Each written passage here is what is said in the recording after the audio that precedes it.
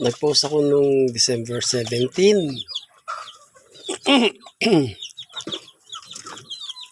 May butas pa lang yung itlog. Eto na. Paggising ko kayo ng umaga, ayan na.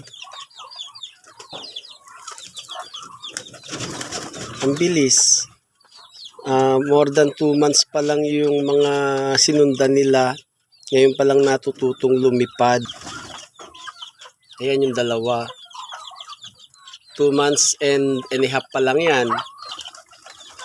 Pero nasa kasabay-sabay na silang lumipad. Magronda sa mga kapatid nila nung nauna. Bali pangalawang anak na sila, yung dalawang tumutuka na yan. At ngayon, ayan na. May kasunod na sila. Bali pangatlong anak na yan, ayan na.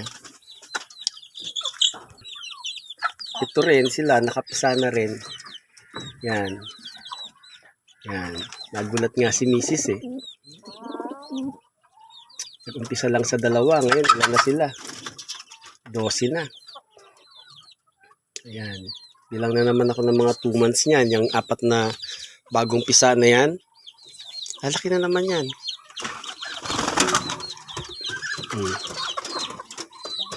Lilipad na rin yan. Tapos, basta sagana lang sila sa patuka. At hindi masyado silang nai-stress.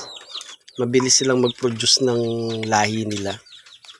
Pero minsan dapat ding i-ano sila, ipahinga. Katulad nito, bali pangatlong sunod, walang pahinga. Baka next time, pag-iwalayin ko silang mag-asawa, kumbaga ikukondisyon ko na naman yung katawan nila. Ito, first time pa lang nilang magkaroon ng baby.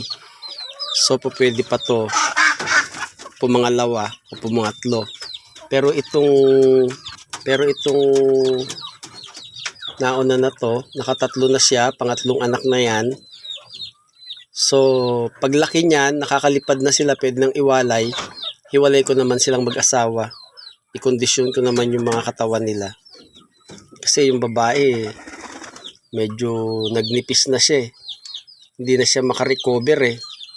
Kumbaga sa tao, nalosyang na siya. Nalosyang na. Ayun lang po ang update ko, mga kaibon. Ayan. Ito naman, isang ito. Oh. Yan. Kasi nangaaway yung barako na yan. Hindi ko siya pinapapasok. Pag nagpapakain ako nitong tatlo na to, tignan mo itong ano niya, kapatid nila isa. O, ayan. Magkakapatid sila. Sila yung nauna. O, ikaw, pasok ka na. O, pasok. Masok na siya. O, ayan. Nang-away na naman. O. Dali, bibigyan kita ng pagkain.